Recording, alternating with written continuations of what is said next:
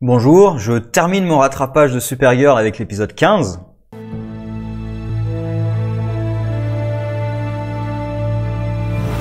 Alors, épisode un peu filler, même si ça met en place des éléments sur les lentilles là, d'Obsidian, qui ont un gros bug.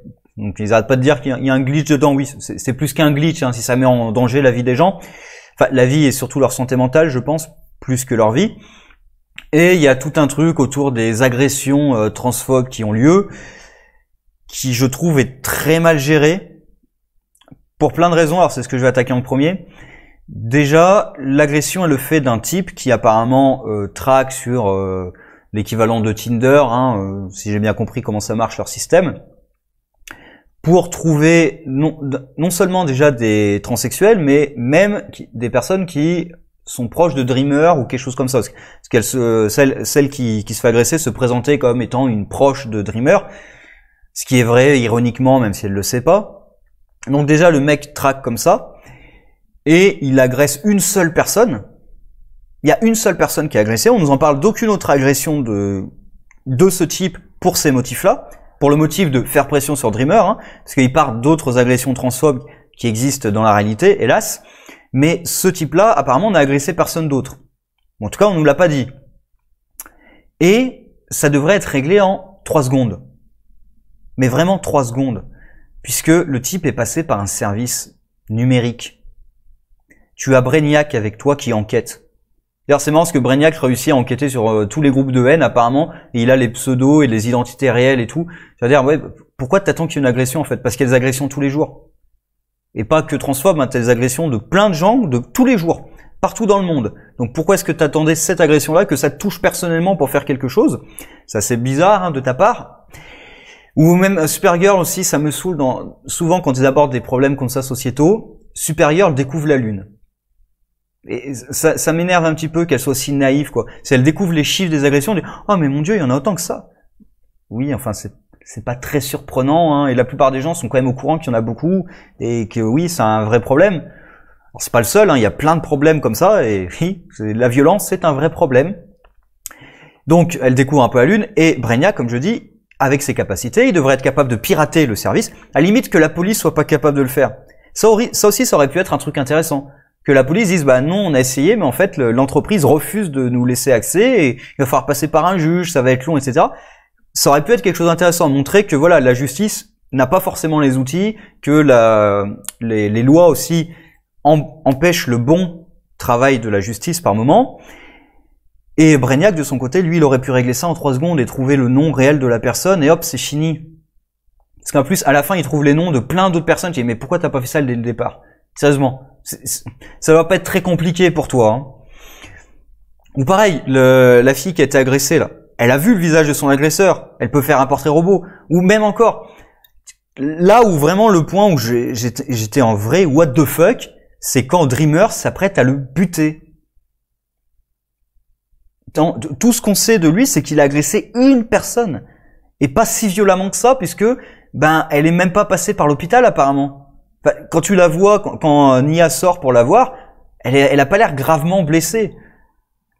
Là, honnêtement, ils auraient pu vraiment faire un épisode autour de ça, avec un vrai agresseur qui agresse plusieurs personnes, pas une seule, et pas forcément une amie de Nia d'ailleurs.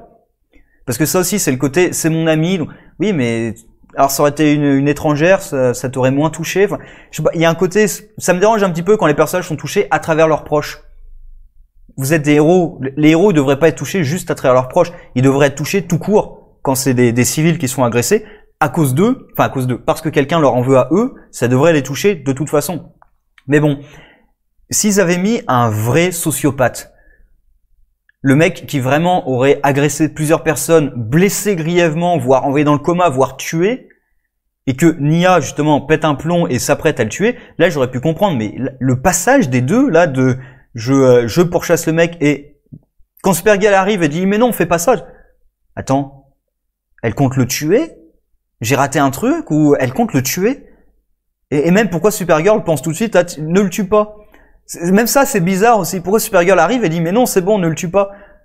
Pourquoi tu crois qu'elle va le tuer? Et pourquoi est-ce qu'elle va le tuer? Mais ça sort d'où tout ça?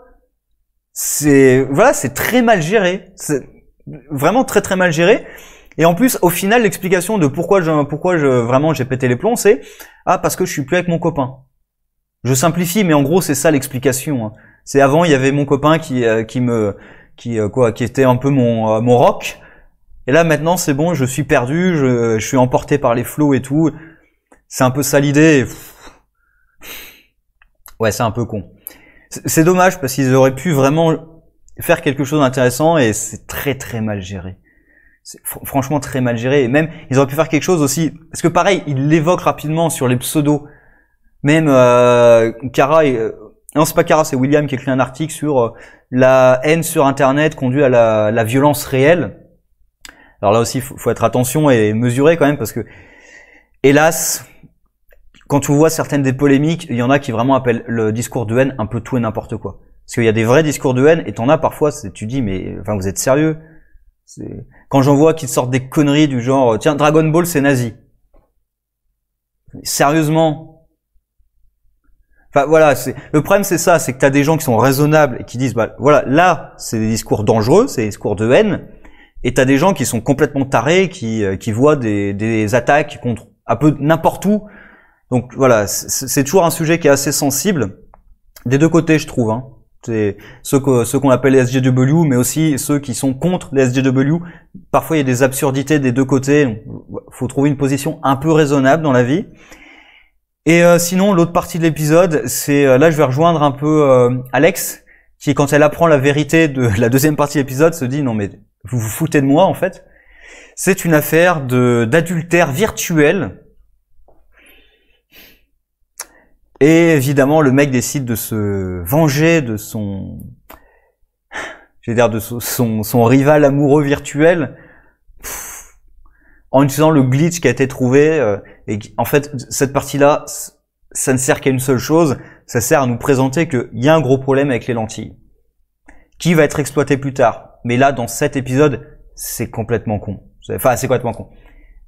Ça sert à rien.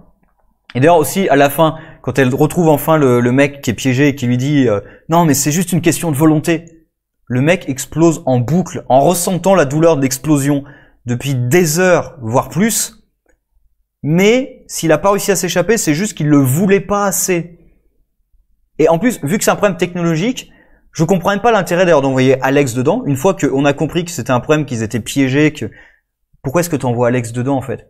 Tu peux pas, à partir tu as accès au serveur. Je veux dire, merde, la copine d'Alex, c'est elle qui gère le truc. Elle a accès au serveur. Tu vas prévenir quelqu'un que tiens, il y a un pirate qui a fait ça, qui a bloqué la sortie, donc faut qu'on s'en occupe. On met des équipes d'ingénieurs dessus et on règle le problème. Non, là, il faut que tu le veuilles suffisamment. Si c'est un problème technologique, c'est pas une question de volonté. Hein. Si c'est quelque chose qu'il a mis en place, un logiciel qu'il a mis en place, c'est pas une question de volonté. Hein. Tu bats pas un logiciel avec de la volonté.